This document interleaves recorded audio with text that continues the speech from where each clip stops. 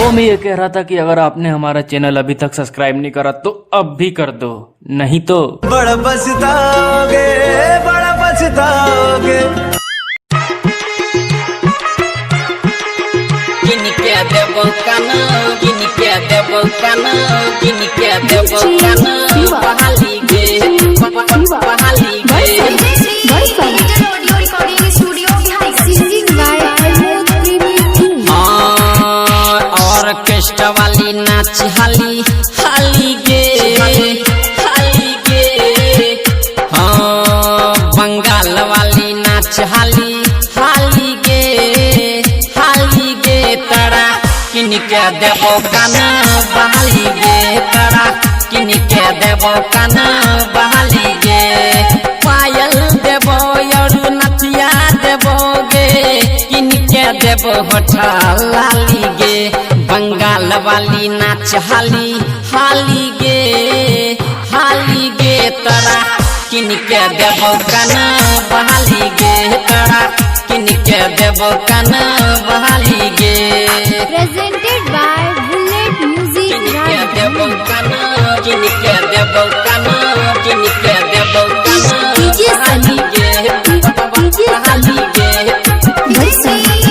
Audio recording studio Bihar सुन ऐसन नाचे गे छौरी, दही हुमच क्या चौकिया बड़ी तोर, हुमच क्या चौकिया बड़ी दे गई। ऐसन नाचे गे छौरी, दही हुमच क्या चौकिया बड़ी तोर। छौरा डीजे वाला देखो, दही कनखी मारी मारी डीजे के पोर।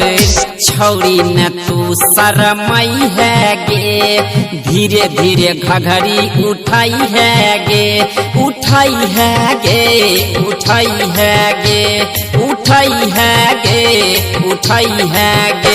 तोरा पीछा बजबौ सब ताली गे ताली गे। तोरा किनके देवो काना बहाली गे, तोरा किनके देवो काना बहाली गे। presented by Bullet Music किनके देवो काना, किनके देवो काना, किनके देवो काना बहाली गे बहाली गे।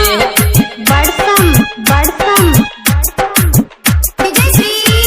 Audio recording studio Bihar हे गए दर्शक के छै भीड़ भारी, कोर दही तू सबके समस्या के कोर दही तू सबके समस्या के। हे गए दर्शक के छै भीड़ भारी, कोर दही तू सबके समस्या के हल। ऐसन तू ठुमका लगाबे, दही दर्शक में पूरे मचाई हल चल।